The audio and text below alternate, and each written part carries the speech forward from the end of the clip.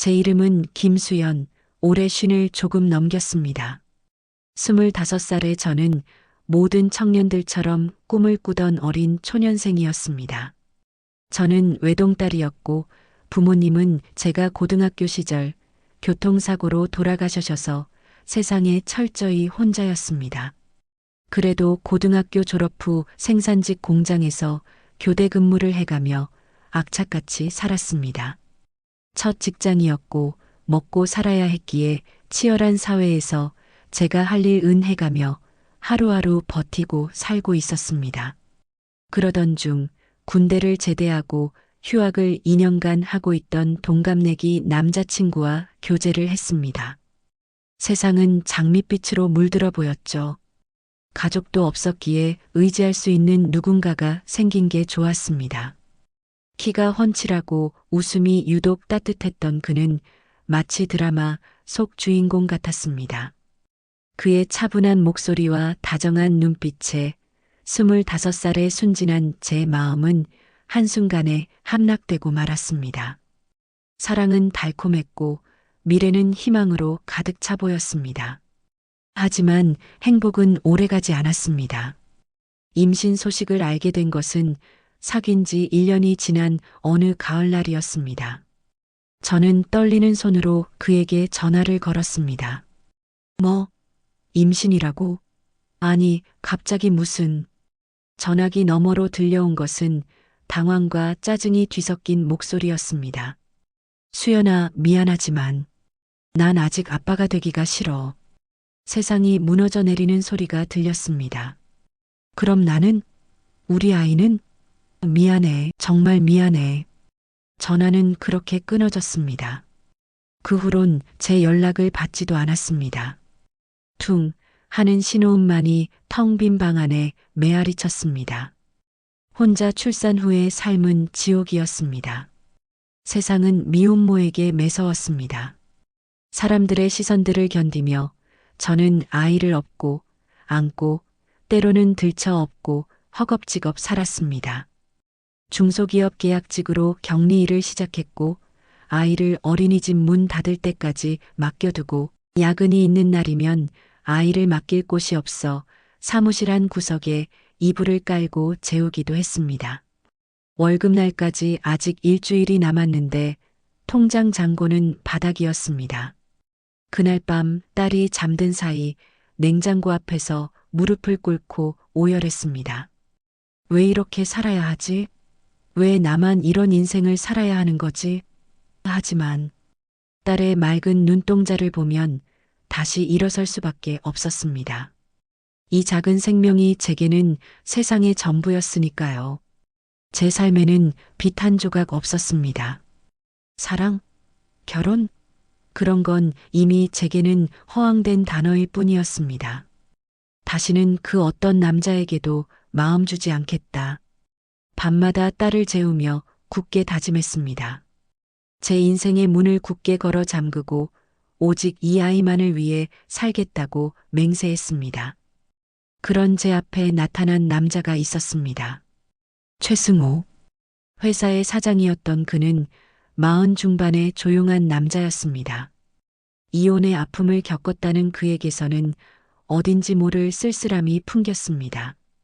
처음에는 단순한 상사와 부하 직원의 관계였습니다. 하지만 그는 마치 제 그림자를 쫓듯 끈질기게 다가왔습니다. 오늘도 야근이야? 어느 날 사무실에 홀로 남아 일하고 있던 제게 그가 커피 한 잔을 내밀었습니다. 따뜻한 온기가 손끝으로 전해졌을 때 제 마음 한편이 이상하게 따뜻해지는 것을 느꼈습니다. 사장님, 왜 이렇게 늦게까지? 혼자 일하는 모습 보니까 그냥 지나칠 수가 없어서. 그의 목소리에는 진심이 담겨 있었습니다. 계산적이지도 가식적이지도 않은 순수한 따뜻함이었습니다. 하지만 그의 지극정성은 제가 쌓아 올린 벽을 조금씩 허물어뜨렸습니다. 혼자 늦게 다니는 거 위험해요. 특히나 아이까지 있는데. 그 말에 제 마음이 찔렸습니다. 그가 제 사정을 알고 있다는 것에 한편으로는 부담스러웠지만 다른 한편으로는 따뜻함을 느꼈습니다. 조용히 제 옆을 지키며 일을 도와주는 그의 모습에서 저는 오랫동안 잊고 있던 감정을 느꼈습니다. 안정감, 그리고 희미하지만 따뜻한 설렘. 하지만 제 마음의 빗장을 완전히 연 것은 딸 때문이었습니다. 그날은 평소보다 더 춥고 어두운 겨울밤이었습니다. 딸이 갑자기 고열에 시달리며 의식을 잃었을 때 저는 완전히 패닉 상태에 빠졌습니다. 떨리는 손으로 119에 신고했지만 구급차가 올 때까지의 시간이 영원처럼 느껴졌습니다. 딸의 작은 몸이 점점 뜨거워지는 것을 느끼며 저는 공황 상태에 빠져 아무것도 할 수 없었습니다. 바로 그때 그가 나타났습니다. 그는 상황을 단번에 파악하고는 침착하게 행동했습니다. 응급실에서도 그의 침착함은 계속되었습니다. 괜찮아, 민서야. 그 순간 딸은 눈을 크게 뜨고 그를 올려다봤습니다. 울음을 그치고 마치 오랫동안 기다려왔던 사람을 만난 것처럼 안정된 표정을 지었습니다. 저는 그 장면을 보며 가슴이 뭉클해졌습니다. 제게는 평생 허락되지 않을 것 같던 가족의 따스함을 그 다정한 눈빛에서 보았습니다. 병실에서 딸이 잠든 사이 그는 제 옆에 조용히 앉아 있었습니다. 저 정말 혼자예요. 아무도 없어요. 이제는 혼자가 아니에요. 그의 따뜻한 손이 제 어깨를 감쌌습니다. 그 순간 제가 그토록 단단히 쌓아 올린 마음의 벽이 조금씩 무너지기 시작했습니다. 그날 이후 그는 제 삶에 자연스럽게 스며들었습니다. 딸의 학예회가 있던 날 승호 씨가 말했습니다. 제가 가도 될까요? 민서 학예회. 아빠 역할이 필요하다면 기꺼이 하고 싶어요. 학예회 당일 그는 정말로 나타났습니다. 깔끔하게 차려입고 딸을 위한 작은 꽃다발까지 준비해서 말이에요. 우리 민서, 오늘 주인공이네. 딸은 그의 모습을 보자 환하게 웃었습니다. 공연이 끝난 후 딸을 안아주는 그의 모습을 보며 저는 가슴 한편이 따뜻해지는 것을 느꼈습니다. 소풍날에는 김밥 도시락을 직접 준비해서 가져왔습니다. 딸은 그가 만든 김밥을 한 입 베어 물고는 엄지손가락을 치켜 세웠습니다. 그 순간 딸의 눈에서 기쁨의 빛이 반짝였습니다. 생전 처음 느껴보는 아빠의 온기에 딸은 그를 조금씩 따르기 시작했습니다. 아저씨, 내일도 와요? 엄마가 괜찮다고 하면야. 딸이 그를 기다리는 모습을 보며 저는 복잡한 감정에 휩싸였습니다. 한편으로는 고마웠지만 다른 한편으로는 두려웠습니다. 이 따뜻함이 언젠가 사라질까 봐서요. 저는 아저씨가 정말 좋아요. 그 순간 승호 씨의 눈에서도 눈물이 흘러내렸습니다. 그 진심 어린 감동에 저도 모르게 눈물이 쏟아졌습니다. 그날 밤 딸이 잠든 후 저는 깨달았습니다. 이 남자는 저에게 사랑을 강요하지 않고 제 아이까지 진심으로 품어줄 수 있는 사람이라고요. 그리고 그날 우리는 깊은 밤을 함께 보내게 되었습니다. 하지만 저에게는 하나의 조건이 있었습니다. 만약 저희가 함께 한다면 저는 다시는 아이를 못 낳을 것 같아요. 그 말을 하는 제 목소리가 떨렸습니다. 이미 한 번 배신당한 상처 때문에 더 이상 상처받기 싫었습니다. 딸만으로도 충분했고 다른 아이가 생기면 혹시나 딸이 소외당할까봐 두려웠습니다. 그는 제 손을 꼭 잡고 굳게 약속했습니다. 당신이 원하는 거라면 난 뭐든 지킬게요. 그 약속은 제 삶의 전부가 되었습니다. 저는 그를 믿으며 행복한 결혼 생활을 꿈꾸었습니다. 결혼 후의 삶은 완벽했습니다. 그는 좋은 남편이었습니다. 결혼 기념일이면 꽃과 선물을 준비했고 제가 아플 때는 간병을 마다하지 않았습니다. 무엇보다 딸에게는 더없이 좋은 아빠였습니다. 매일 밤 딸의 숙제를 봐주고 주말이면 함께 영화를 보러 가고 놀이공원에 데려가곤 했습니다. 저는 내조에 전념했습니다. 남편이 사업을 키워나갈 수 있도록 뒷바라지를 했고 집안일은 물론 그의 부모님 모시는 일까지 성실하게 해냈습니다. 그는 사업을 키워나갔습니다. 작은 무역회사였던 사업이 점점 커지면서 잦은 출장과 해외 일정이 늘어났습니다. 이번 주는 부산 출장이야. 다음 달에는 동남아 바이어들 만나러 가야 해.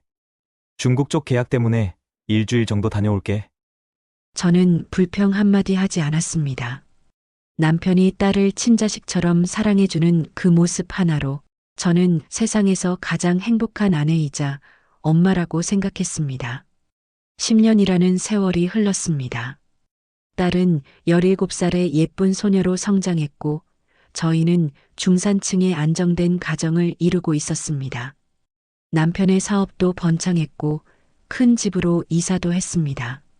저는 비로소 진정한 가족을 꾸렸다고 믿었습니다. 상처받은 과거는 모두 지나간 일이고 이제는 안정되고 따뜻한 미래만이 남아있다고 생각했습니다.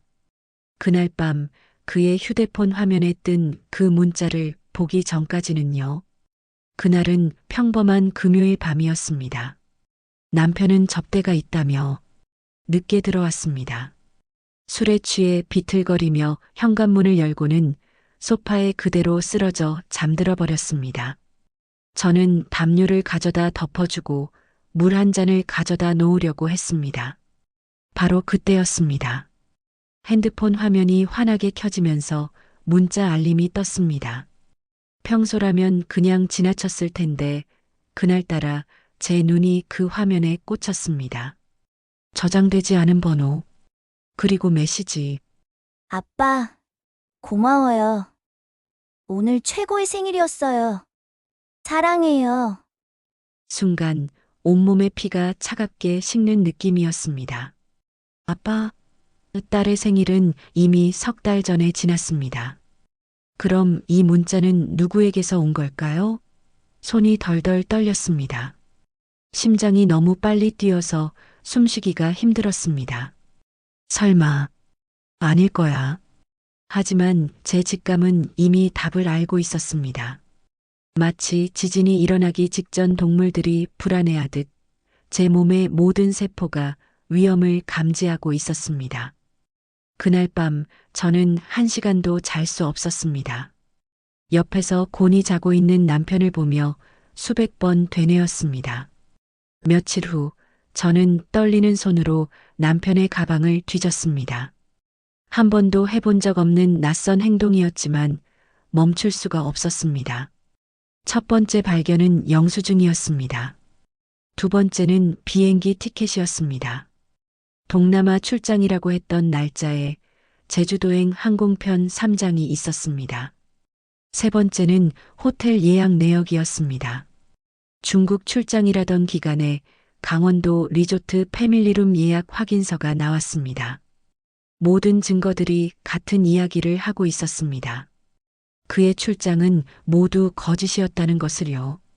그리고 마침내 숨겨왔던 진실과 마주했습니다.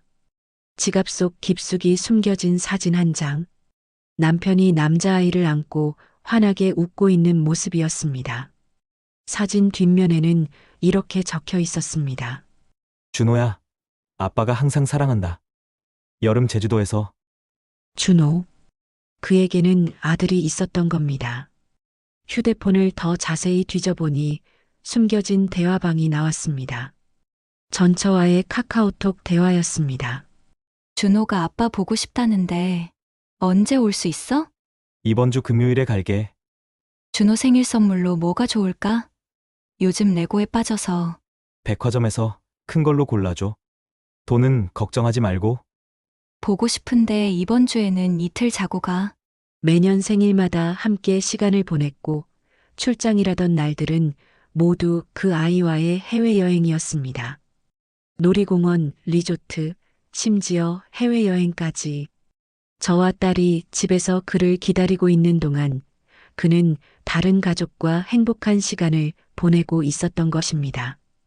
그 아이가 태어난 시기를 계산해 보니 저희가 결혼한 지 불과 2년 후였습니다. 그러니까 그는 저에게 아이를 더 낳지 않겠다고 약속한 바로 그 시점에 다른 여자와 아이를 만들고 있었던 것입니다. 모든 증거를 손에 쥐고 저는 그를 기다렸습니다. 평소와 같이 출장 다녀오겠다며 가방을 챙기는 그를 붙잡았습니다. 여보, 잠깐만요. 이게 뭐예요? 떨리는 손으로 그 사진을 내밀었습니다. 그의 얼굴이 순간 창백해졌습니다. 이건 어디서? 이 문자는 또 뭐고요? 휴대폰 화면을 보여주자 그는 완전히 말문이 막혔습니다. 그의 입이 벌벌 떨렸지만 아무 소리도 나오지 않았습니다. 대답해요. 이 아이가 누구냐고! 제 목소리가 집안을 울렸습니다. 17년을 함께 살면서 한 번도 이렇게 소리를 질러본 적이 없었습니다. 여보. 진정해. 일단 진정하고. 진정하라고요? 그는 처음에는 눈을 피하며 변명하려 했습니다. 그게 이건 오해야? 그냥 오해. 이것도 오해예요? 저는 가방에서 나온 모든 증거들을 그의 앞에 던졌습니다. 비행기표, 호텔 예약서, 놀이공원 티켓들이 바닥에 흩어졌습니다. 부산 출장이라고 했는데 제주도 항공편? 중국 출장인데 강원도 리조트? 이것도 다 오해예요? 그제야 그는 무너져 내리듯 바닥에 주저앉았습니다. 미안해. 정말 미안해. 미안하다고요? 그게 끝이에요? 10년 동안 나와 민서를 속이고 다른 가족을 만났는데 미안하다는 말 한마디로 끝나는 거예요? 제 목소리는 이미 절규에 가까웠습니다. 하지만 넌 나한테 정말 소중해. 민서도 내 딸이나 다름없고. 그럼 왜 다른 여자와 아이를 만든 거예요? 우리끼리만 행복하게 살면 안 된 거예요? 그때 그가 입에서 나온 말은 제 심장에 독을 발랐습니다. 그 아이는 내 아들이잖아. 내 핏줄이란 말이야. 그 순간 제 귀에는 오직 한 문장만 남았습니다. 내 핏줄이란 말이야. 그럼 민서는 뭐란 말이에요? 10년 동안 아빠라고 불러온 우리 딸은 도대체 뭐란 말이에요? 민서는 당신 딸이 아니라는 거예요? 준호는 내 친아들이잖아. 그 말에 제 다리에 힘이 빠져 주저앉았습니다. 제 인생 자체가 무너져 내리고 있었습니다. 지난 10년간의 결혼 생활이 마치 잘 짜인 연극처럼 느껴졌습니다. 딸에게 아빠라는 존재를 만들어주기 위해 희생했던 저의 모든 시간들이 비참하게 느껴졌습니다. 그럼 나는 뭐였어요? 지난 10년 동안 나는 도대체 뭐였던 거예요? 그날의 소리를 딸이 들었습니다. 엄마? 무슨 일이에요? 잠옷을 입은 채 계단을 내려온 민서의 얼굴은 겁에 질려 있었습니다. 바닥에 흩어진 서류들과 울고 있는 제 모습을 보고 무슨 일인지 눈치를 챈 것 같았습니다. 민서야. 아무것도 아니야.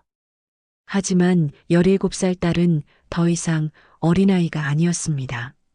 아빠, 왜 엄마가 울어요? 무슨 일이에요? 남편은 딸을 보자 더욱 당황했습니다. 그의 얼굴에 죄책감이 역력했습니다. 민서야. 아빠가 말해봐요. 도대체 무슨 일인지 나 이미 다 듣고 있었어요. 딸의 목소리에 절박함이 담겨 있었습니다. 이 가정에서 유일하게 순수했던 존재인 딸에게 이 잔혹한 현실을 어떻게 말해야 할지 막막했습니다. 제가 떨리는 목소리로 말했습니다. 너가 들었다니 더 이상의 거짓말은 못하겠구나. 딸의 얼굴에서 혈색이 사라졌습니다. 그리고 이어진 말들은 더욱 잔혹했습니다. 그럼 아빠는 나보다 그 아이를 더 사랑하는 거예요? 민서야. 아빠는 너도 사랑해. 정말로 남편이 딸에게 다가가려 했지만 딸은 뒷걸음질 쳤습니다. 딸의 눈에서 눈물이 쏟아져 내렸습니다. 나는 진짜 딸이 아니니까 그런 거죠? 피 한 방울 안 섞인 남남이니까. 민서야, 그런 말 하지 마. 아니에요. 맞잖아요. 아빠에게는 진짜 아들이 있으니까. 나 같은 가짜 딸은 필요 없는 거 아니에요? 그 순간 저는 딸을 꼭 안았습니다. 이 아이까지 상처받게 할 수는 없었습니다. 민서야, 아빠가 잘못한 거야. 너는 아무 잘못이 없어. 하지만 딸의 상처는 이미 너무 깊었습니다. 저는 남편과 단순히 갈라서는 것만으로는 분이 풀리지 않았습니다. 10년간의 거짓과 배신, 그리고 무엇보다 딸에게 상처를 준 것은 단순한 이혼으로 끝낼 수 있는 문제가 아니었습니다. 저는 변호사를 선임했습니다. 그리고 사립탐정까지 고용해서 모든 것을 철저히 조사했습니다. 먼저 나온 것은 돈의 흐름이었습니다. 그가 전처와 아들에게 제공했던 경제적 지원은 상상을 초월했습니다. 매월 생활비, 아이 학원비, 명품 선물, 해외여행 경비까지 우리 가정의 돈이 고스란히 그들에게 흘러들어가고 있었습니다. 이 돈이 전부 우리 가정에서 나간 것이었습니다. 변호사가 건넨 자료를 보며 제 손이 떨렸습니다. 그 돈이면 딸을 더 좋은 학교에 보낼 수도 있었고 더 큰 집으로 이사할 수도 있었습니다. 두 번째는 해외 출장 기록의 위조였습니다. 회사 돈을 개인적인 여행비로 사용하고 허위 출장 보고서를 제출한 증거들이 나왔습니다. 이는 명백한 횡령이었습니다. 세 번째는 주문에 준하는 행위였습니다. 법적으로는 재혼하지 않았지만 사실상 두 가정을 동시에 유지하며 전처와 내연관계를 이어온 것이었습니다. 이 정도면 형사고발까지 가능합니다. 변호사의 말에 저는 결심했습니다. 그렇게 하세요. 모든 것을 다 해주세요. 하지만 제 복수는 거기서 끝나지 않았습니다. 저는 그가 가장 소중하게 생각하는 사회적 지위를 노렸습니다. 그의 회사 임원들과 거래처, 그리고 업계 관계자들에게 하나씩 연락하기 시작했습니다. 안녕하세요. 최승호 대표의 부인입니다. 처음에는 조심스럽게 점점 더 적극적으로 그의 실상을 알렸습니다. 횡령, 사기, 도덕적 해이. 하나하나 증거와 함께 제시했습니다. 그의 사업은 신뢰를 잃고 흔들리기 시작했습니다. 거래처들이 하나둘 발을 빼기 시작했고 은행에서는 대출을 회수하겠다고 통보했습니다. 수연아, 제발 그만해줘. 이러면 나만 망하는 게 아니라 직원들도 다 거리로 나앉게 돼. 무릎 꿇고 빌던 그의 모습을 보며 저는 한치의 동정심도 느끼지 않았습니다. 쌓아올린 명성은 모래성처럼 무너져 내렸습니다. 한때 업계에서 인정받던 사업가였던 그는 이제 사기꾼으로 낙인 찍혔습니다. 저는 그의 전처에게도 연락했습니다. 남편은 그녀에게 곧 나와 이혼할 것이라며 기다려달라고 했다고 했습니다. 너와 준호만 있으면 된다라고 말하고 있었던 것입니다. 정말 기가 막혔습니다. 결국 그녀도 남편을 떠났습니다. 남편은 모든 것을 잃었습니다. 사업, 명성, 그리고 그토록 소중하다던 아들까지. 남편이 완전히 무너진 후 예상치 못한 일이 일어났습니다. 제발 한 번만 이야기하자. 처음에는 무시했습니다. 하지만 그는 포기하지 않았습니다. 엄마, 아빠가 너무 불쌍해 보여요. 그래도 한때는 저를 진짜 딸처럼 사랑해 주셨잖아요. 딸의 말에 제 마음이 흔들렸습니다. 아무리 배신자라고 해도 10년간 딸에게 보여준 사랑까지 모두 거짓은 아니었을 테니까요. 결국 저는 그와 마지막으로 이야기하기로 했습니다. 나는 정말로 너를 사랑했어. 내가 겁쟁이였어. 준호를 버릴 수도 없었고 너희들도 놓을 수 없었어. 남편은 고개를 떨궜습니다. 수연아, 나는 너를 정말로 사랑했어. 그리고 민서도. 민서는 정말로 내 딸이었어. 그 아이는 내가 키운 딸이잖아. 그럼 왜 준호가 더 소중하다고 했어요? 그건 내가 순간적으로 잘못 말한 거야. 민서와 함께했던 시간이 더 소중했어. 그의 눈에서 진짜 눈물이 흘러내렸습니다. 준호는 1년에 몇 번 보는 아이야. 하지만 민서는 매일 함께 밥을 먹고 매일 아빠라고 불러주고 그 아이가 내 진짜 딸이었어. 남편은 모든 것을 잃었고 저는 제가 원하는 만큼 그를 벌했습니다. 하지만 그것이 저에게 진정한 평화를 가져다 주지는 못했습니다. 오히려 딸이 더 상처받는 것 같았습니다. 10년 동안 지극정성 사랑해준 것까지 거짓말은 아니었을 거라 생각했습니다. 남편은 다른 가족을 속였던 것과 별개로 딸에게 보여준 사랑만큼은 진실했습니다. 저는 변호사에게 연락했습니다. 형사고발은 취하했습니다. 그날 저희는 정식으로 이혼했습니다. 하지만 딸과 아빠의 관계까지 완전히 끊지는 않기로 했습니다. 그로부터 3년이 지났습니다. 저와 딸은 새로운 곳에서 새로운 삶을 시작했습니다. 딸은 대학생이 되었고 밝은 미래를 꿈꾸고 있습니다. 남편은 어디선가 다시 전처와 친아들과 더 행복한 인생을 꾸리고 있을지도 모릅니다. 저도 저의 핏줄이 소중한 것처럼 전 남편도 친자식에게 끌리는 건 당연하니까요. 원망하고 싶지 않습니다. 그래도 저는 10년간 가족이라는 둥지 아래에서 따뜻한 적은 있었으니 그걸로 된 것 같습니다. 제가 받은 상처가 컸기 때문에 이제는 더 이상 과거를 생각하고 싶지 않고 앞으로를 잘 살아가고 싶습니다. 제 이야기를 잘 들어주셨다면 좋아요를 부탁드립니다.